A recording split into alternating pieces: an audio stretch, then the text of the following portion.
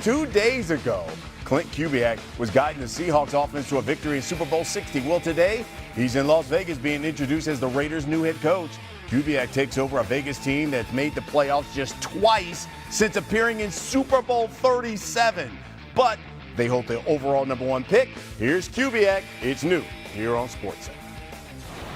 To be a head coach in the NFL, it is a real blessing. But to be the head coach of the Raiders, it's something that I'm very excited for. When you say commitment to excellence, okay, and you look at the walls around here, you look at the players on this wall, and there's a history of Hall of Fame players here. There's a history of Super Bowls, and that's what the ultimate goal is. But you have to be about the work if you want to get there, and I guarantee you that myself and our staff, we're going to be about the work. Back here with our NFL insider, Dan Graziano. So just heard from Kubiak. We know the Raiders got the overall #1 pick in the draft. What other offseason priorities do you think they plan on addressing? Everything, Brian, is going to be about making sure they build the right kind of infrastructure around presumably Fernando Mendoza, who's likely to be the first pick, and Ashton Genty, who was a top 10 pick last year. If the Raiders want Clint Kubiak to have a Ben Johnson-like year-one impact, they have to do what the Bears did early last offseason and rebuild that offensive line, build that offensive line out. They probably need to address the wide receiver position as well. I think a lot of the Raiders' offseason focus will be on creating an environment in which a young offense led by, presumably, again, a rookie quarterback can succeed and can do so quickly. Yeah, with the Super Bowl over, now the work begins not only for the Raiders but all these teams. The offseason just beginning, combine about 2 weeks away, free agency begins March 9th. What are some of the storylines Graz is going to be watching? I want to know what the Chiefs are going to do this offseason at quarterback. They hope and believe that Patrick Mahomes can be back from his injury in time for Week 1. But they are going to need to figure out the offseason. Do they go out and get a developmental quarterback? Do they bring in a veteran to take practice reps in the offseason and help operate the offense? How much can Mahomes do this offseason, if anything? Worth watching there in Kansas City, the quarterback situation, even as Mahomes makes progress in his recovery. Couple of quarterback situations in Arizona and Miami. Kyler Murray and Tua Tagovailoa, two highly paid starting quarterbacks whose teams have soured on them. They seem to be trade candidates. They'll both be difficult to trade because of their contracts. It's possible these teams would have to pay down some of the contract in order to get a deal done. Possible those guys get released if they can't get traded. And then Pittsburgh's quarterback situation still up in the air. It sounds like they're at least mildly interested in bringing back Aaron Rodgers, but we all remember how long it took last year for Rodgers to decide that he wanted to play at all. So if that drags out into the summer again, that would leave Pittsburgh time to give some practice reps to Will Howard, who was a rookie last year, didn't really play much or practice and play much because he had an injury, and then wait out Rodgers. It's also possible Pittsburgh tries to address quarterback in some other more permanent way, but it's not the best offseason for teams looking for quarterback answers. Feeling great all year. I don't think throwing really was the instance for my arm. I think it's, a case of, having him one, hit in the SC Championship game. That was just kind of unfortunate. Little thing on the shoulder. So it's just unfortunate. It happened to be throwing one, but at the same time, I could have prevented it or, made more plays. I was feeling like I was able to make throws in the game and myself. So nothing that, I have anything really just much else to say about that. All right, our Patriots reporter, Mike Reese, football analyst, Sam Acho are with us. So, Mike, listen, we just heard from Drake May, who had, by the way, the third lowest QBR in a postseason since 2006. What was one of the big takeaways from his postseason in this whole experience of the Super Bowl that he talked about? Well, Brian, it was the fine line between making a play and not making a play, and how that can be the difference, he said, between a championship feeling and the stinging feeling that he feels right now. And here's one example. First throw of the second half. Patriots are down 9-0, trying to get something going, and May tries to fit the ball up the left sideline. It's incomplete. He said he had his running back, Ramondre Stevenson, right there in the left flat that he could have thrown to. And so I just want to sort of highlight something he said today, wrapping up the season. He said, I didn't play as well as I would have liked down the stretch, and I'm going to promise to do my best to work hard to get us back to those moments in these type of games.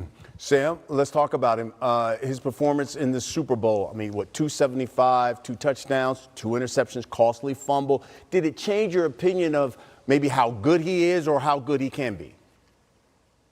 No, it didn't change. It didn't change my opinion at all. Drake May in the regular season led the NFL in QBR, led the NFL in yards per attempt. Was top 5 also with quarterbacks in running the ball. In the playoffs, yes, he placed some of the top defenses in the NFL, but he also faced so much pressure. He was getting sacked time and time again. And yes, some of those sacks you could argue were on Drake May, but other times it was really on the offensive line. There was not too much of an opportunity for Drake May to show his skill and his ability. And yes, he has to get better, and he will. But his performance in the Super Bowl does not change my perception. I think he has a high ceiling. I think he will continue to get better based off what we saw last season. Yeah, Will Campbell, that left tackle, certainly struggled in the Super Bowl and in the postseason. So, Mike, last offseason, the Patriots certainly opened up the coffers. They spent money, but now they're $12.5 million over the cap for 2026.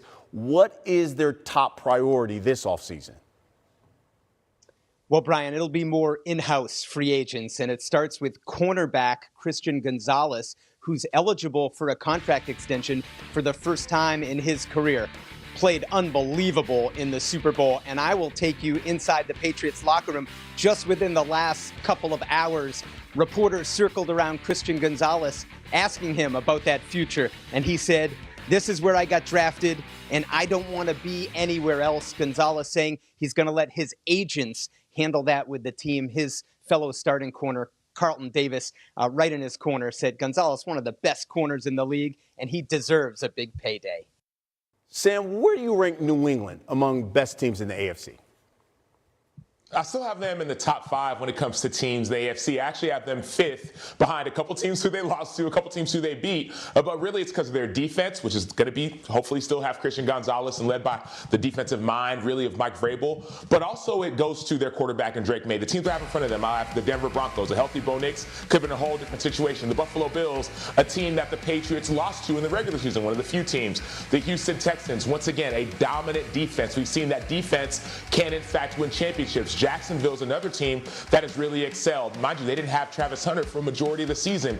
And then I still have the Patriots at 5th overall. I think Drake May is still rising and ascending. Will Campbell, Jared Wilson have to get better. They may go and draft another receiver at the end of the first round. So that's my list for the AFC teams going into next season. All right, Sam Acho, Mike Reese, thank you. Hefty tolls ahead. The biggest free agent includes Super Bowl MVP Kenneth Walker III and wide receiver Rashid Shaheed. On defense, Boye Mafe and Kobe Bryant are both unrestricted free agents. Jackson Smith and Jigba, fresh off his Offensive Player of the Year win, and Devon Witherspoon, Pro Bowler in all 3 career seasons, are both extension eligible for the first time this off season. All right, NFL insider Dan Graziano with us right now. And Clint Kubiak, once the leader of Seattle's offense, now the head coach of the Raiders. What more can you tell us about Seattle's search for their next offensive coordinator? I mean, it sounds like their preference would be to promote from within. The Seahawks really believe they've built something special. Obviously, they just won the Super Bowl. That backs that up. They also believe in continuity, and I think, there are rules in place that obviously require them to interview outside candidates, so they'll go through the process. But I don't think anybody would be surprised if the new offensive coordinator was somebody who was promoted from the current staff, continue to work with Sam Darnold and that offense that just reached the mountaintop. So we just talked about some of the free agents and the players eligible for extensions, one of them being Offensive Player of the Year, Jackson Smith and Jigba. How do you expect those contract negotiations to play out this offseason? So it's interesting because Jackson Smith and Jigba and Puka Nacua of the Rams are both extension eligible this offseason for the first time. So what we see a lot of times in these situations when it's players, elite players at the same position, is they'll kind of play chicken. One will wait, they'll each wait for the other to go first and see if they can top their deal. Now, the Seahawks have a 5th-year option on Jackson Smith and Jigba for 2027. They'll certainly pick that up if they don't get a new deal done by the first week of May. The Rams do not have that with Puka Nacua because he wasn't a first-round pick. The question is, can either one top Jamar Chase's average of $40.25 million a year, or do they both kind of settle in those high 30s? There's a big range, between Justin Jefferson, the second highest paid wide receiver at $35 million a year, and that 40+ that Jamar Chase is making. So it'll be interesting to see, does the top of the wide receiver market continue to advance, or does it level off a little bit after Chase got his deal last offseason? Yeah, either way, it sounds like a lot of money is on the way for those receivers. Dan Graziano with the latest, and more from you in a bit. Thanks so much.